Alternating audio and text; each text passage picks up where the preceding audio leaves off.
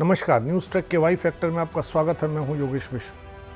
अरबों के चारा घोटाले में 5वीं बार सजा पाए लालू प्रसाद यादव ने 21 फरवरी 2022 को यह ट्वीट किया कि उनका सामाजिक न्याय का संघर्ष जारी रहेगा। गोपालक लालू प्रसाद यादव गायों का चारा ही खा गए और अब कहते हैं कि उनके विरोधियों ने उन्हें साजिशन फंसा दिया है। लालू प्रसाद यादव को याद रखना चाहिए कि चारा घोटाले की शुरुआत करने वाले शिवानंद तिवारी आज उन्हीं के साथ हैं। शिवानंद तिवारी राष्ट्रीय जनता दल के उपाध्यक्ष हैं। दूसरे वृषिण पटेल हैं जो राजद के साथ है। पूरे चारा घोटाले को उजागर करने वाले उमेश प्रसाद सिंह थे, घनघोर लोहियावादी, जिनकी कस्में कभी लालू प्रसाद यादव खाया करते थे। आप समझ सकते हैं कि लालू यादव जिन्हें अपना विरोधी कह रहे हैं वो आज लालू के साथ हैं और इन्हीं लोगों ने चारा घोटाले में लालू के संलिप्तता को उजागर किया था। पत्रकारी योगदान उत्तम सेन गुप्ता ने दिया था, जो टाइम्स ऑफ इंडिया के पटना और लखनऊ के संपादक रहे। वे नक्सलवादी रहे। सीबीआई के निदेशक थे सरदार जोगिंदर सिंह, जो कर्नाटक काडर के आईपीएस अफसर थे, जिन्हें कन्नड़ गड़रिया पीएम देवगौड़ा ने नामित किया था।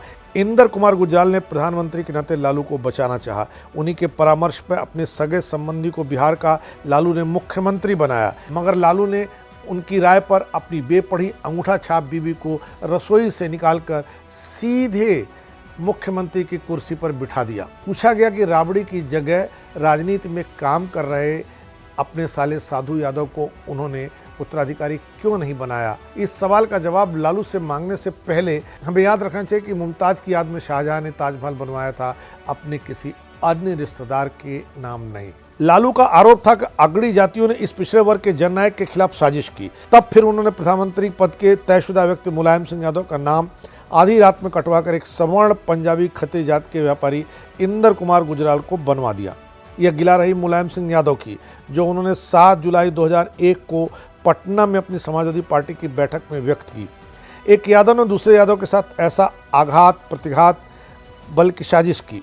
भले ही शादी के मार्फत लालू और मुलायम एक दूसरे के रिश्तेदार हो गए हों, लेकिन साफ है कि मुलायम के मन में प्रधानमंत्री नहीं बन पाने वाली कसक आज भी है।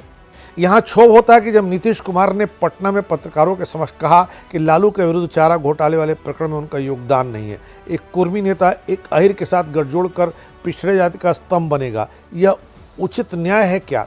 इसीलिए नीतीश जाति आधारित जनगणना के पैरोकार बन गए हैं। नीतीश के पार्टी पुरोधा लल्लन सिंह भूमिहार भी तो लालू को चारा घोटाले में सजा दिलवाने के हरावल दस्ते में रहे।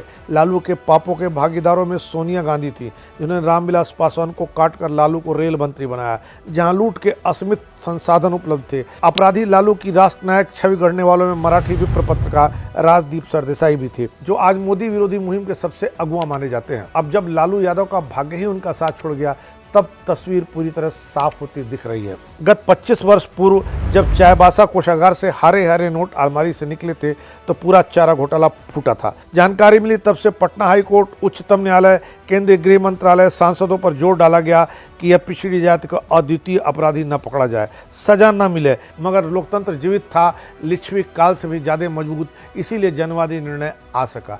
यह बहुत हैरत करने वाली बात है कि जब भी कोई ओबीसी, जब भी कोई दलित नेता अफसर कहीं पकड़ा जाता है तो उसे यह याद आने लगता है कि वो एक जात जमात का है, इसलिए उसके साथ ये अन्याय किया जा रहा है। सवाल उठता है कि जब अगड़े पकड़े जाते हैं तब यह क्यों नहीं कहते हैं।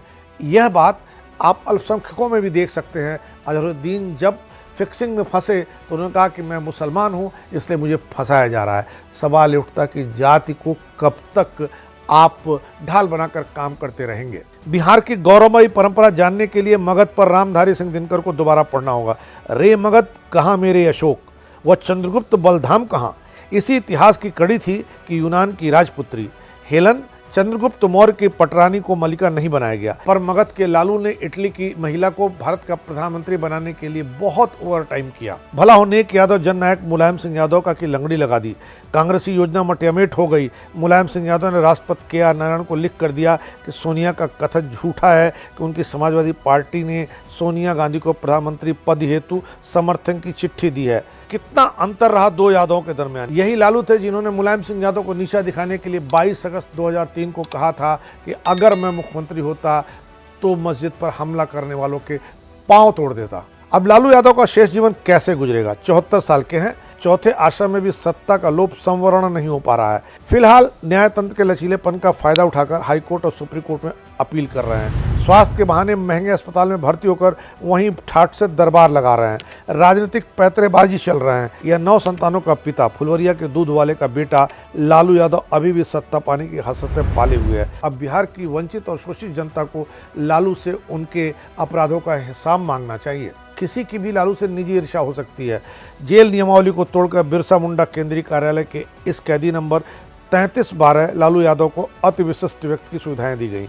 रसोइया, मनपसंद भोजन, मछली, गोश्त, मुर्गा, घी, ताज़ा भाजी और फल के अलावा बाहरी होटलों से भी स्वादिष्ट खाना, पत्र पत्रिकाएं, टीवी आदि। कई घंटों तक असीमित मुलाकातों का अवसर भी लालू को मुहैया था। रिम्स से कीमती औषधि और चिकित्सा सुविधा भी लालू यादव को दी जा रही थी। चारा घोटाले के नाते लालू के 3 सपने अधूरे रह गए।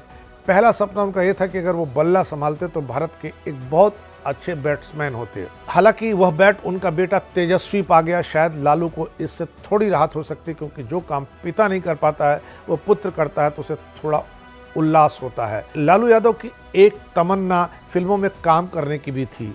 कहा जाता है कि फिल्मों में ड्रीम गर्ल के नाम से मशहूर हेमा मालिनी से उन्होंने काम भी मांगा था। इस तरह हम देख सकते हैं कि लालू यादव और ऐसे तमाम लोग जाति के ढाल से अपने को बचाने की जो कोशिश करते हैं उसका पर्दाफाश होना ही चाहिए और ये पता चलना चाहिए कि इनकी नीति और नियति के खोट के पीछे जाति के लोग उनकी मदद नहीं करेंगे। अपराध करना एक प्रवृत्ति है जिसका जाति से कोई रिश्ता नहीं बनता है। लालू जात से रिश्ता बना करके फ़ायदा उठाना चाहते हैं तो लालू यादव इसे ना भूलें कि यह दौर पारदर्शिता का है और पारदर्शिता के इस दौर में लालू यादव का गेम नहीं चल पाएगा। इस बार इतना ही। अगली बार फिर मिलेंगे किसी नए सवाल पर नए ढंग से बात करने के लिए। तब तक के लिए नमस्कार।